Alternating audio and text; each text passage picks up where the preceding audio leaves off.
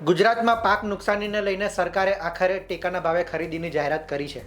મગફળી, મગ, અડદ અને સોયાબીનની ટેકાના ભાવે ખરીદી કરવામાં આવશે. 9 નવેમ્બરથી રાજ્યના 300 કેન્દ્ર પર આ ખરીદીનો પ્રારંભ થશે.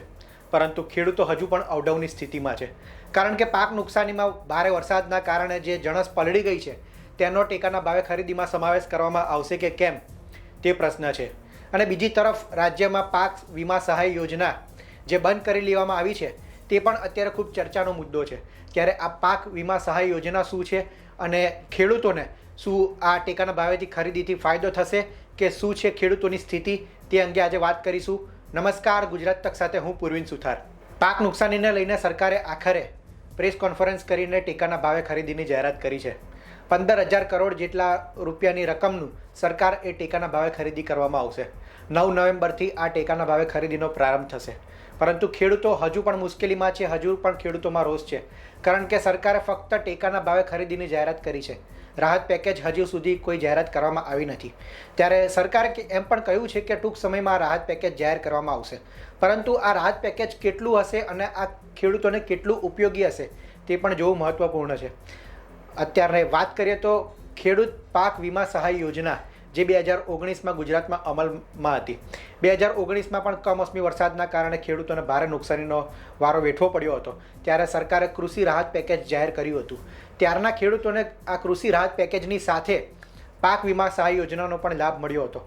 આ પાક વીમા સહાય યોજનામાં જેટલું પણ ખેડૂતોને નુકસાન થયું છે તેની સામે તેમને વળતર પૂરેપૂરું આપવામાં આવે છે. વાવેતર સાથેનું વળતર ખેડૂતોને મળે છે.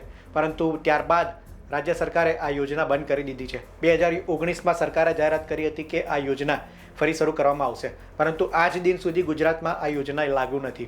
અન્ય રાજ્યોની વાત કરીએ, મહારાષ્ટ્ર સહિતના રાજ્યમાં આ યોજના લાગુ છે, જેના કારણે ત્યાંના ખેડૂતોને આ યોજનાનો લાભ મળે છે અને વળતરમાં પણ સારો એવો ફાયદો થાય છે. ત્યારે સરકારે અત્યારે જાહેરાત તો કરી છે કે 125 મણ, ખેડૂત દીઠ 125 મણ એ મગફળીના ટેકાના ભાવે ખરીદી કરવામાં આવશે.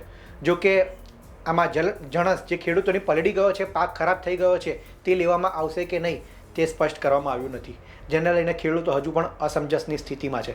અને 125 મણ ખરીદીથી ખેડૂતોને કોઈ ફાયદો થાય એવું નથી. માત્ર 15-20% ફાયદો થાય છે આનાથી, પરંતુ ખેડૂતોને નુકસાની મોટા વ્યાપક પ્રમાણમાં છે. લાખો હેક્ટરમાં પાક ધોવાયો છે. ત્યારે આ ટેકાના ભાવે ખરીદીથી માત્ર સીમિત પૂરતું નથી. રાહત પેકેજની પણ સરકારે જે અવઢવની સ્થિતિમાં અત્યારે ગૂંચવણમાં મુકાઈ ગઈ છે કે રાહત પેકેજ એ કેટલું જાહેર કરવું અને ખેડૂતોને આ કેટલું યોગ્ય મળશે, આનો ફાયદો ખેડૂતોને કેટલું ફાયદો થશે તેને લઈને પણ સરકાર એ અવઢવની સ્થિતિમાં છે, જેના જ કારણે હજી રાહત પેકેજ અંગે પણ કોઈ સ્પષ્ટતા કરવામાં આવી નથી.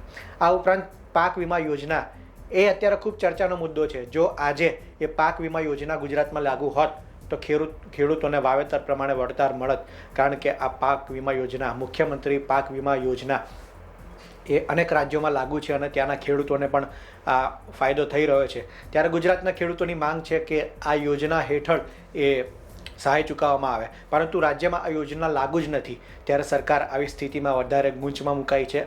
આવી સ્થિતિમાં શું કરવું? ખેડૂતોમાં એક તો ચારે તરફ રોષ છે, વિપક્ષ સરકારને ઘેરી રહી છે. ત્યારે સરકાર પણ ક્યાંક ને ક્યાંક અવઢવની સ્થિતિમાં છે. તાજેતરમાં જ મંત્રીમંડળમાં ફેરફાર થયો છે. જીતુ વાઘાણીને નવા કૃષિ મંત્રી બનાવવામાં આવ્યા છે.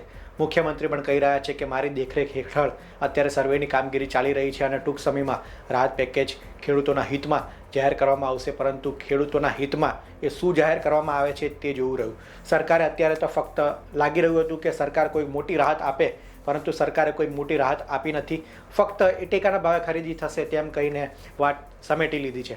ત્યારે હજુ પણ ખેડૂતોનો રોષ ઓછો થવાનું નામ નથી લઈ રહી. આગામી સમયમાં શું સ્થિતિ થાય છે, સરકાર કેટલું કૃષિ રાહત પેકેજ જાહેર કરે છે અને SDRF તરફથી કેટલી સહાય મળે છે તે પણ જોવાનું રહ્યું.